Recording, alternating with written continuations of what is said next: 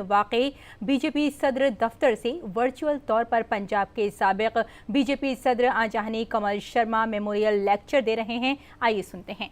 ये इसकी report UPA के समय आ गई थी कि नहीं आ गई थी? आप बताइए। सब लोगों ने स्वामीनाथन कमीशन के बारे में ये कहा था कि नहीं कहा था कि हाँ ये दस्तावेज है, ये किसानों के बारे में सोचता है, इसके बारे में हमको कुछ ना कुछ करना चाहिए। तो करने से रोका किसने था? यूपीए की सरकार को किसने रोका था? क्यों इंतजार करना पड़ा उनको प्रधानमंत्री मोदी जी के प्रधानमंत्री बनने के लिए?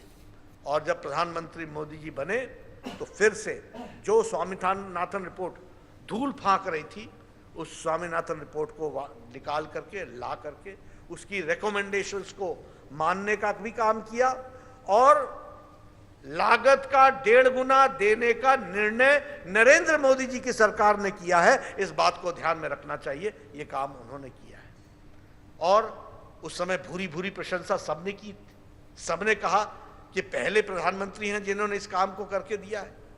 उसी तरीके से जब दूसरी बार चुनाव जीत करके आए तो उस समय वायदा किया था कि हम किसानों के लिए हम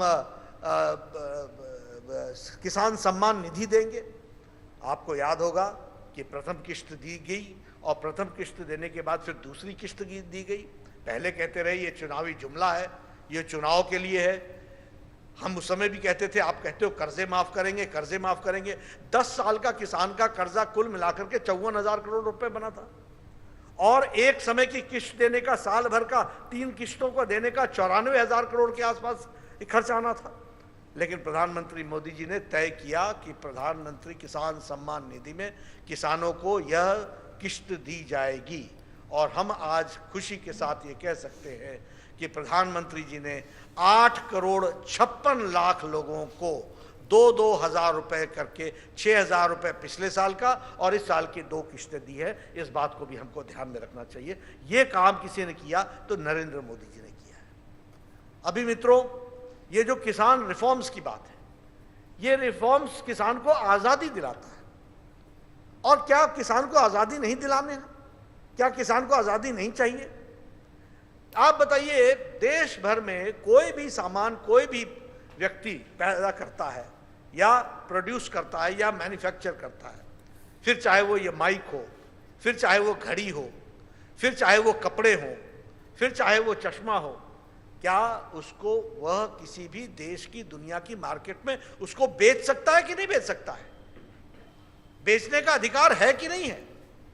तो फिर किसान अगर अपना खेत से प्रोड्यूस कोई चीज करता है, फिर चाहे वो चावल हो, गंदम हो, मक्का हो, सब्जी हो, फल हो, फ्रूट्स हो, कुछ भी हो, वह अपने उत्पाद को अपने जिले से बाहर, अपने प्रदेश से बाहर क्यों नहीं बेच सकता है? क्यों उस पर बंदिश थी? और बंदिश क्या थी? और पंजाब में तो अजब की बंदिश थी। पंजाब में बंदिश ये थी कि तुम अपने गांव के नजदीक के सब्जी मंडी में ही बेचोगे। आप जिले से भी बाहर अपना फल नहीं ले जा सकते, जिले से बाहर अपना चावल नहीं ले जा सकते, जिले से बाहर अपना गेहूं नहीं ले जा सकते। आपको प्रोक्योरमेंट करना होगा तो उसी के बीच में करना पड़ेगा। और एक बात और बता दूं, पंजाब में तो आप आड़ती भी नहीं बदल सकते थे, यह स्थिति थी। प्रधानमंत्री जी ने कहा, सिर्फ एक ही बात कही कि आप अपने सब्जी मंडी में बेचना चाहते हो, अनाज मंडी में बेचना चाहते हो, आप बेचो। आप नहीं बेचना चाहते हो, आपको आजादी है। आप दूसरी मंडी में बेचना चाहते हो, आप दूसरी मंडी में बेचो।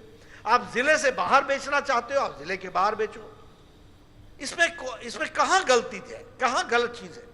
यह किसान को आजादी देने का काम किया तो प्रधानमंत्री मोदी जी ने किया, जिसको हमको समझना चाहिए।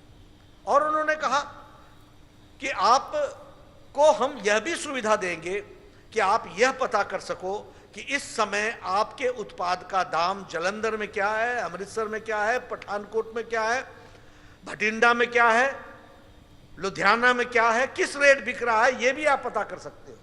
और फिर आप तय करो कि आपने अपना सामान कहां बेचना है। आप अपनी मंडी में बेचना चाहते हो, बेचो, कोई दिक्कत नहीं है, कोई रुकावट नहीं है। लेकिन मंडी से बाहर भी बेचना चाहते हो तो बेच सकते हो। यह ताकत आपको हमारे फार्मर्स रिफॉर्म्स बिल में आया है, इसको हमको समझना चाहिए। और एक चीज और उसमें जोड़ी गई है कि आर्टिफिशियल इंटेलिजेंस का भी सपोर्ट हम आपको देंगे। यानी किसान अगले सप्ताह उसके उत्पाद का क्या दाम होगा किस मार्केट में, इसकी भी जानकारी हम देंगे ताकि किसान तय कर सके कि उसने आज बेचना है या अगले सप्ताह बेचना है या वहां बेचना है। क्या ये आजादी देना गलत है? क्या ये पंजाब के किसानों को आजादी देना गलत है? फिर बात आई एमएसपी की। अरे एमएसपी हमारी सरकार ने बढ़ाया, हमारी सरकार ने उसकी लागत बढ़ाई और हमने कहा कि एमएसपी रहेगा, हमेशा था, है और रहेगा। ये भी प्रधानमंत्री मोदी जी ने कहा, हमारे कृषि मंत्री जी ने कहा कि यह भी रहेगा। इसमें दिक्कत की क्या बात थी? नाज़रीन, बीजेपी सदर जेपी